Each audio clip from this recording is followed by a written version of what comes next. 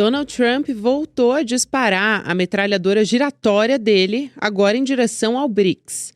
O presidente estadunidense postou nas redes sociais que ele vai cobrar uma tarifa extra de 10% de qualquer país que se alinhe com o que ele chamou de políticas anti-americanas do bloco.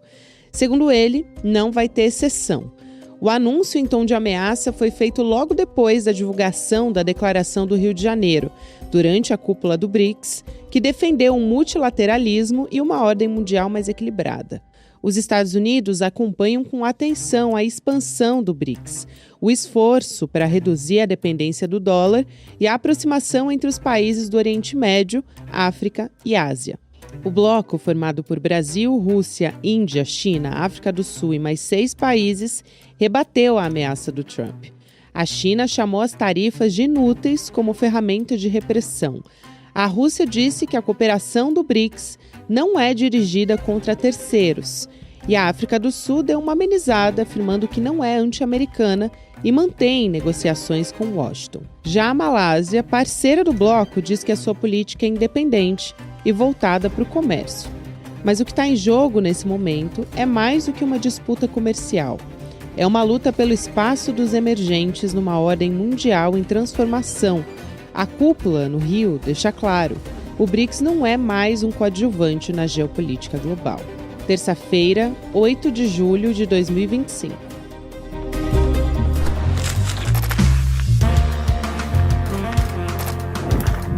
Sou a Gabriela Varela, esse é o podcast de análise aqui mais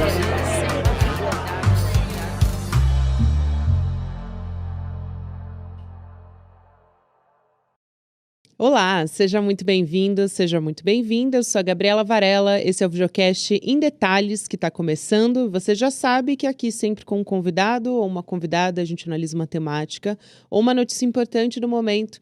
Hoje eu vou ter uma conversa com o jornalista Lucas Rocha, que é nosso companheiro aqui do ICL Notícias, repórter que estava cobrindo a cúpula do BRICS, e ele também é mestre em Estado, Governo e Políticas Públicas pela Flaxo Brasil.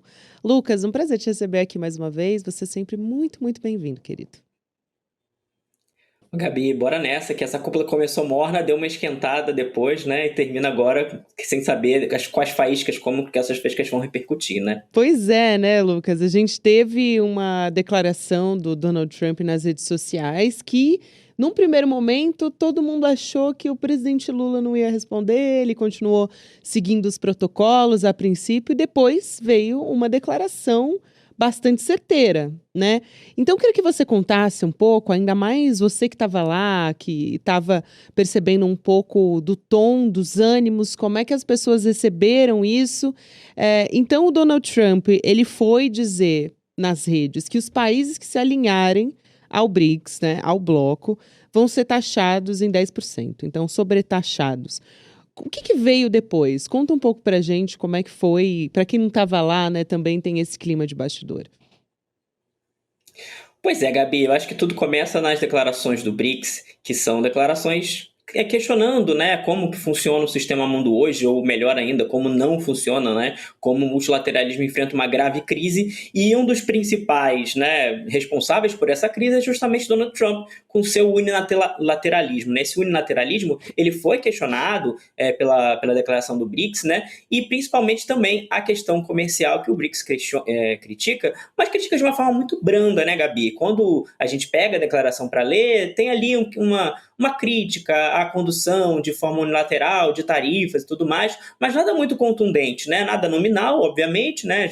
É muito difícil a gente ver alguma coisa nominal, assim, mais direcionada, mas muito menos uma coisa que seja diferente do que a gente já ouviu várias e várias vezes, né? Então, Donald Trump toma ar com essa declaração, né?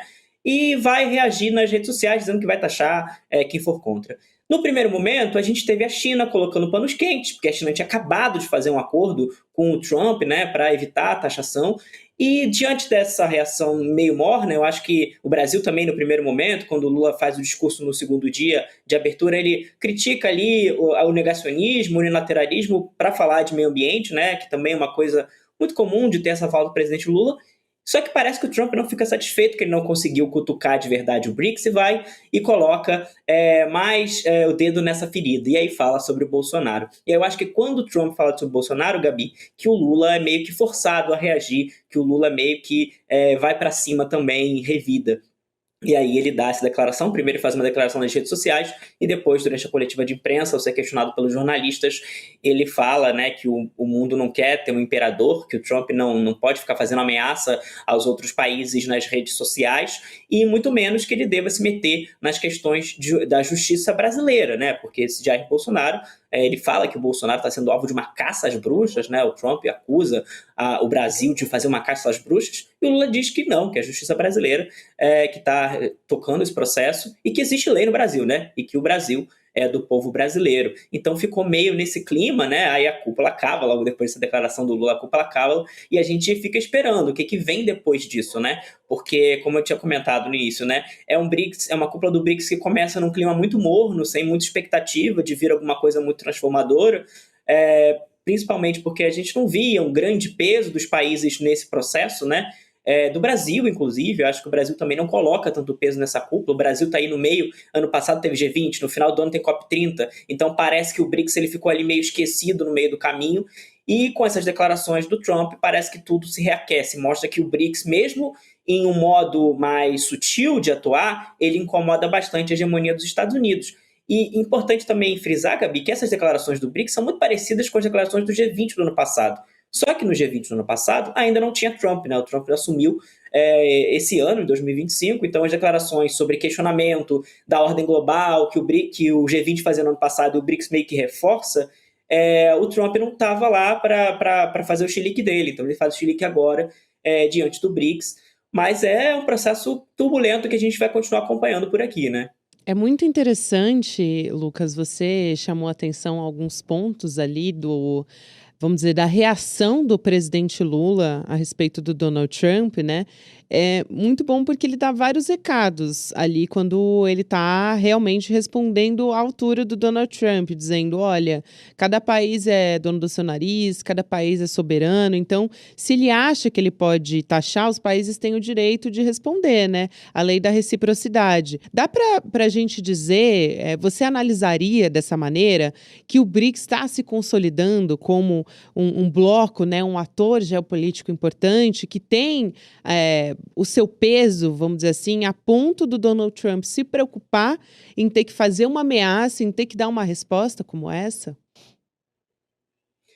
Pois é, eu acho que são fenômenos curiosos que a gente tem no meio dessa discussão, né? Porque, na verdade, o Trump ele chega ao poder nos Estados Unidos em meio a uma perda de hegemonia dos Estados Unidos globalmente, né? Então, o Trump ele está ali para tentar resgatar essa história de America First, também é um pouco de tentar colocar os Estados Unidos no lugar de império que ele já teve no passado e que hoje é muito mais balanceado, né? Há um equilíbrio de poder mundial muito mais balanceado, né? O multilateralismo caminha nesse sentido, inclusive. Então a gente tem a China se colocando cada vez mais como uma grande potência, né? Inclusive econômica, chegando perto de ultrapassar os Estados Unidos em alguns anos. E eu acredito que o BRICS ele funciona muito mais como uma espécie de articulação entre esses países, que são países em desenvolvimento, países que surgem como novas potências, potências locais.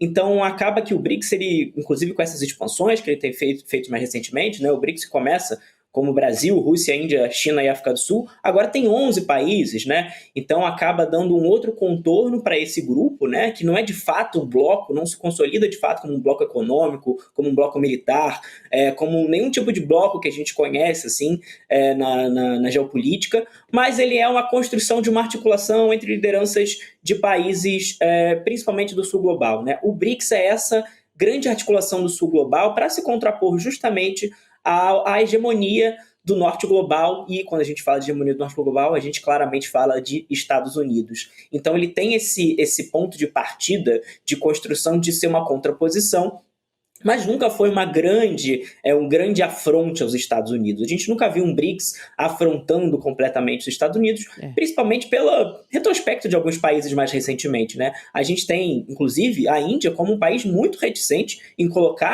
se contrapor aos Estados Unidos. A Índia é um parceiro estratégico para os Estados Unidos, muito importante, e está sempre muito próximo, principalmente do governo Modi, que é um líder aí muito próximo, muito à direita, né, do que a gente vê no resto.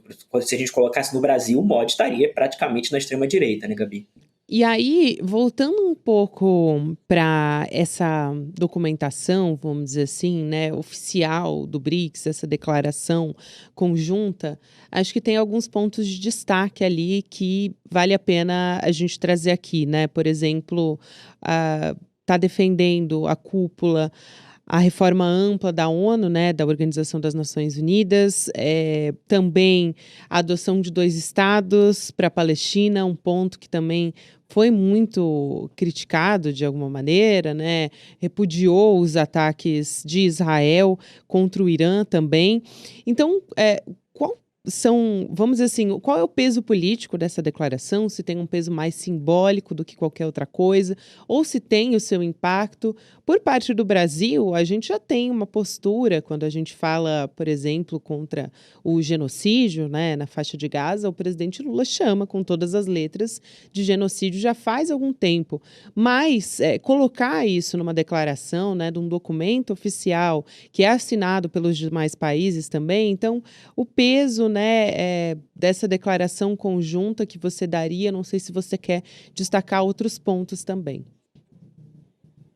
Eu acho que sobre essa questão da Palestina, né, é sempre muito importante reforçar e eu acho que o BRICS reforça de uma maneira muito contundente quando fala de um cessar-fogo incondicional, né? São palavras fortes, né, para as letras diplomáticas, são palavras fortes, né? Uma declaração firme. Pode parecer que é só mais uma declaração, que, de certa maneira, Gabi, acaba sendo, né? Porque o genocídio na Palestina já foi condenado pela maioria dos países da... Perdão.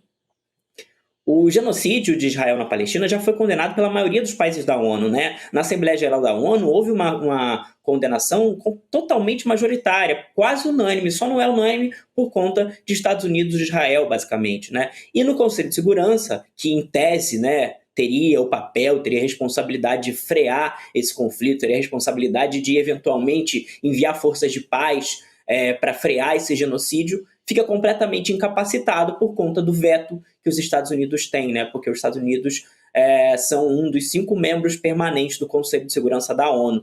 E aí, nesse ponto, que se fala de reforma da governança global, né? Porque a ONU é completamente ineficaz. O presidente Lula até fez um comentário assim que quase escracha o papel da ONU, né? O Lula comparou a Assembleia Geral da ONU a um shopping que as pessoas escolhem suas ideologias para falar ali na abertura e que nada acontece. Então a ONU hoje é um órgão completamente esvaziado. Se os Estados Unidos, né, na guerra do Iraque, tripudiou a ONU, ridicularizou o Conselho de Segurança com aquela palhaçada sobre armas químicas, hoje ela nem precisa mais fazer isso, porque ela é completamente inoperante. Então uma reforma no Conselho de Segurança é algo urgente para a gente conseguir enfrentar esse momento de crise de muitas guerras, né?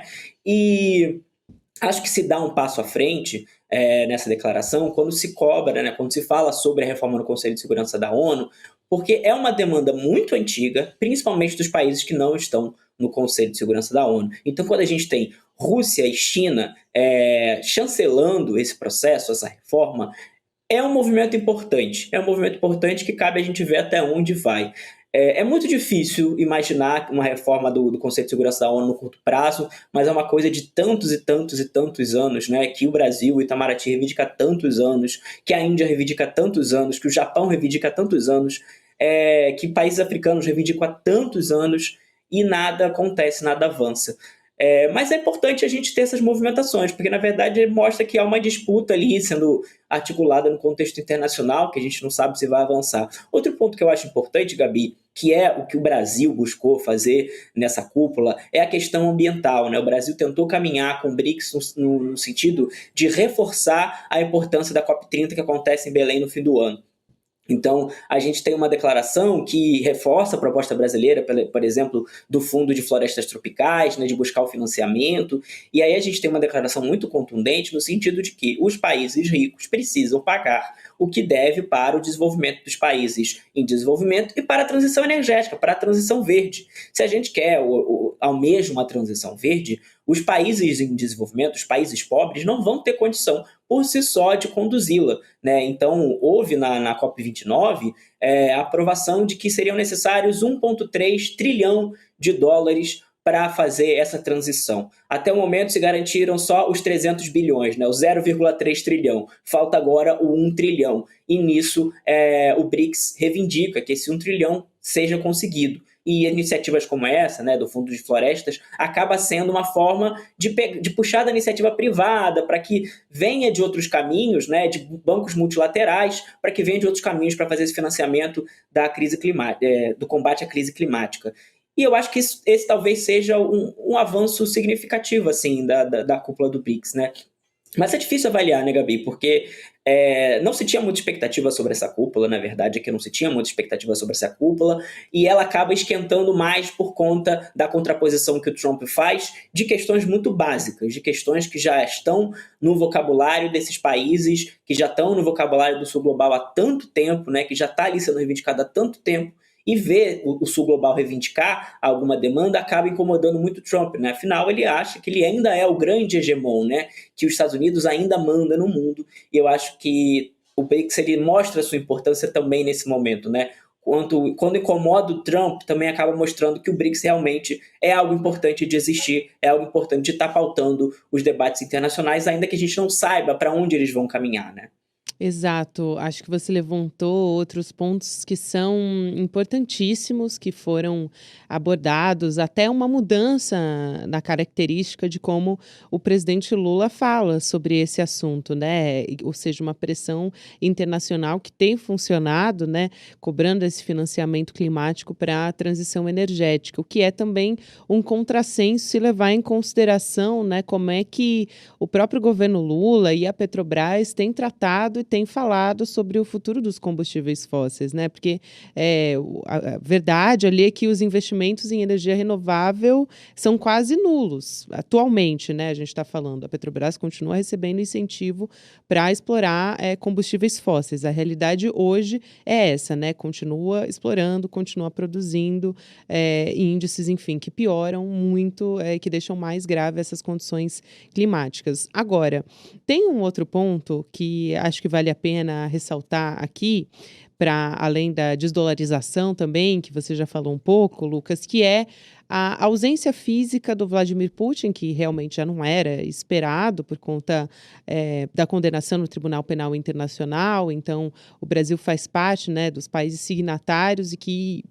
se fosse seguir à risca, vamos dizer assim, teria que prender o Vladimir Putin se ele pisasse no solo brasileiro. Mas também o Xi Jinping remotamente na cúpula do BRICS. Então, a ausência desses dois países, esses personagens importantes também do bloco, enfraquecem de alguma maneira o BRICS ou houve, em contraponto, talvez, ao próprio ataque do Donald Trump e a maneira que os países reagiram em bloco também podem ter contribuído para mostrar a força do BRICS atualmente? Eu acho que é isso, parte de um início ali muito esvaziado, né? Eu acho que essas ausências, é isso, a ausência do Putin já era esperada, né? Já se sabia que ele não viria, a ausência do Xi Jinping eu acho que é um pouco mais sentida. Mas, ao mesmo tempo, esse processo do Trump, como você bem colocou, Gabi, eu acho que acaba reforçando essa unidade dos países do grupo, né? E a necessidade de se construir alternativa a partir dele, a necessidade desses países continuarem juntos, né? Continuarem construindo, debatendo, porque isso por si só já incomoda. Não precisa vir uma declaração muito grande, muito incisiva para incomodar os Estados Unidos, ainda mais no momento em que Donald Trump está numa situação complicada, né, lá nos Estados Unidos. Não tem entregue o que ele promete, não tem entregado nada de America First, não tem melhorado questão de emprego. Os Estados Unidos continua sendo um país empobrecido, a sua população tem sofrido. Então, Trump parece que usa o BRICS, né, como uma espécie de bucha de canhão, né, de colocar o BRICS ali como o grande vilão para que ele tente se colocar como o salvador da pátria mais uma vez. Que eu acho que não cola, né, Gabi? Eu acho que não vai colar, porque, primeiro, o BRICS não é esse malvadão, não tem como pintar o BRICS dessa maneira, e segundo, que todo mundo já conhece essa retórica do Donald Trump. Então, eu imagino que essa unidade vai continuar, né? Essa unidade do BRICS não vai se desfazer, e talvez até volte a acelerar os processos que andavam um pouco mais lentos nesse último período, né? Principalmente na cúpula de líderes, porque no Banco do BRICS a gente tem visto que avanços têm sido conquistados, né, que o Banco do BRICS tem tentado avançar, inclusive numa agenda de utilização maior das moedas locais nas transações entre os países, né? Essa é uma pauta muito importante, com muitas dificuldades para avançar, porque é a criação de um banco novo, né? Então são processos muito complexos, né, de você fazer essas transações, mas o Banco do BRICS tem dado sinais que quer avançar, sob a presidência da Dilma Rousseff, né, o Banco do BRICS tem dado esses sinais, e a gente agora vai ficar esperando também para ver como esses processos se desenham, né? Mas, em suma, eu acho que é isso. Assim, as ausências foram sentidas, mas eu acho que essa declaração do Trump, colocando o BRICS como inimigo, fortalece a unidade do bloco. Pois é, também é curioso porque, do ponto de vista político, para o presidente Lula, pode vir num momento bastante importante. A gente vem comentando aqui no ICL, né, Lucas, o quanto o Centrão e essa ofensiva do Centrão contra a população, né, contra a sociedade, na verdade, mas que no fim das contas descumpriu um acordo com o governo que vinha sendo ali traçado junto com o ministro da Fazenda, o Fernando Haddad, a respeito do IOF, quando puxou o tapete, derrubou sem avisar ninguém, sem atender ministro, o próprio presidente Lula, não houve uma conversa. Quando reage e fala da taxação dos super ricos e também encampa, vamos dizer assim, bandeiras que são bastante importantes para a sociedade e para o próprio governo, olhando já para 2026, num momento como esse, né, estar ali à frente da cúpula do BRICS, no Rio de Janeiro, né, ou seja, no Brasil também, com essa resposta ao Donald Trump bastante contundente, de certa maneira, acho que esses dois componentes juntos podem contribuir para aumentar a popularidade do presidente Lula, né? Muita gente esperava, essa história ela ganhou vários contornos já, né, Lucas? Vários capítulos. Mas se esperava no começo que talvez isso fosse enfraquecer o governo, que fosse ser difícil, que poderia estrangular, era uma pressão muito grande. Na verdade, o que a gente está vendo é que talvez a conjunção do momento ali também tenha impulsionado o Lula a poder, de repente, até recuperar popularidade, né? Pois é, parece que o governo sai das cordas, né? E ter uma declaração como essa do BRICS falando em justiça tributária é muito importante, né? A gente teve também o Conselho Popular do BRICS, logo antes da conferência, que falou também sobre justiça tributária e, ao mesmo tempo em que mobilizava, nos movimentos sociais presentes nesse conselho, também mobiliza um plebiscito popular cobrando justiça tributária. Então, acho que são forças que ajudam, se o governo pegar o impulso correto, ele consegue de fato sair das cordas e consegue de fato fazer a transformação, consegue de fato implementar medidas que não tem conseguido implementar desde o início do governo, né? A gente tem visto quanto o Congresso impede que o governo consiga avançar em pautas de justiça social. Então, eu acredito que essa declaração, essa pressão do Trump mostra que o governo não está parado, né, Gabi? Porque às vezes a gente tem essa sensação, acho que muita gente que nos assiste tem essa sensação de que o governo está parado, que nada anda, mas existem forças que impedem, né? Então, na física tem, né? Toda ação tem uma reação. Então, se o Congresso freia, é porque tem alguma coisa tentando avançar e que não consegue avançar. Vamos ver se agora, né, dá um certo impulso todo esse processo de embate, tanto com o Donald Trump quanto com o Congresso, né? O quanto a gente consegue ver de avanço. Porque, por exemplo, na coletiva do presidente Lula, no BRICS, também houve um questionamento sobre isso, né? Sobre o quanto, sobre a questão da Câmara de Conciliação. E ele responde de uma forma bem direta: eu não estou em Câmara de Conciliação nenhuma, não estou conciliando com o Congresso na pauta do IOF. Então mostra que o governo não está na mesma tomada do governo de coalizão, de conciliar, de encontrar um caminho, onde não há, né? O Darlan até falou com você aqui sobre isso, né? O Darlan Montenegro, né? Que o governo começa no União e Reconstrução, mas a União era só por parte do Lula, que ninguém mais estava disposto a estar unido, né? Então acho que agora a gente tem esse sinal bem claro de que o governo tem que ir para frente, né? Tem que ir para cima, porque se não há união possível, tem que construir a reconstrução de algum jeito, né? Sem união, mas que faça a reconstrução do país e que faça a justiça social que a gente espera tanto, né? Que A gente sabe o quanto a pandemia deixou de drama para as famílias brasileiras, o quanto que o empobrecimento do país que a gente viu nos últimos anos. A gente tem visto, né, o emprego crescer e tudo mais, mas é importante que mudanças estruturais venham acompanhadas e parece que é um momento propício para isso. E todo esse... Parece que tem uma tempestade perfeita aí para o governo tentar encontrar um caminho mais combativo e mais efetivo, né, Gabi? Concordo totalmente contigo e acho que quero explorar para a gente fechar nossa conversa, sua área de especialidade, que é estudar a América Latina e o quanto essa cúpula do BRICS teve alguns componentes novos, né? Quando a gente está falando de inclusão, de ampliação também desses países dentro do bloco. Então, a gente teve convidados latino-americanos que ainda não integram o BRICS, mas já é uma sinalização importante, né, de possibilidades econômicas, geopolíticas.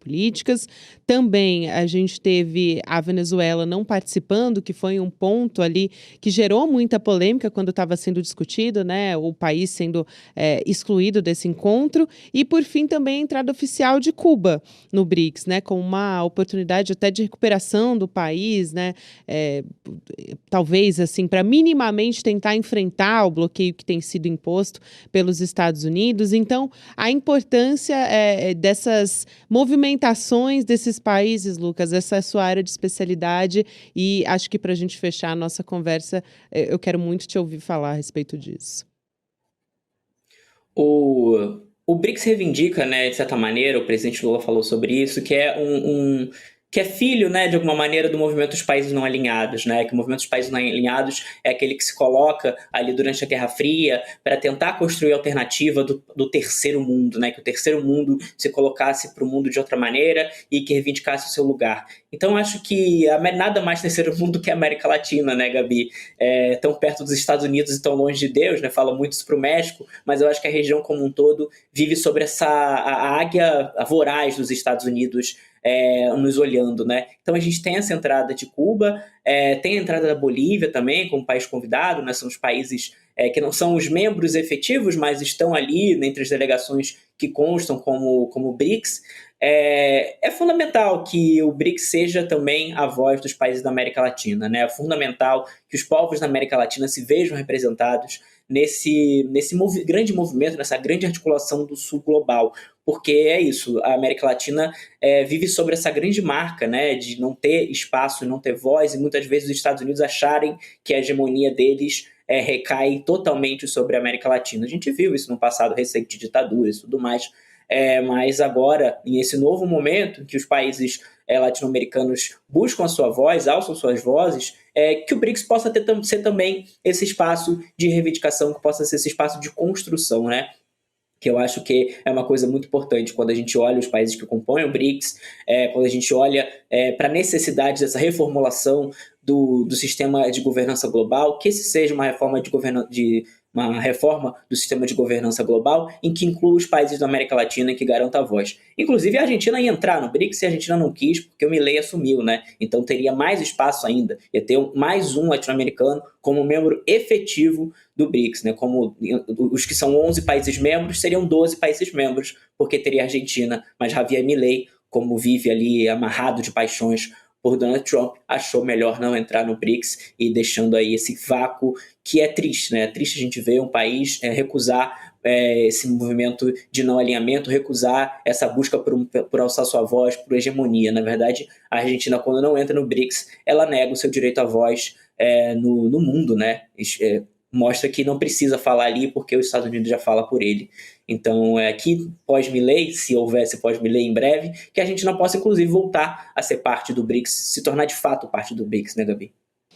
É isso, Lucas. Olha, muito bom te receber aqui. Também parabéns pela sua cobertura, você que estava aí nesses 2 dias que acompanhou, inclusive de domingo, né, a cobertura da cúpula. Então, parabéns aí pelo trabalho, Lucas. Obrigada por ter vindo contar tudo aqui, relatar também e trazer sua análise, né, seu olhar sobre tudo que aconteceu. Obrigada demais, querido. Bom te receber.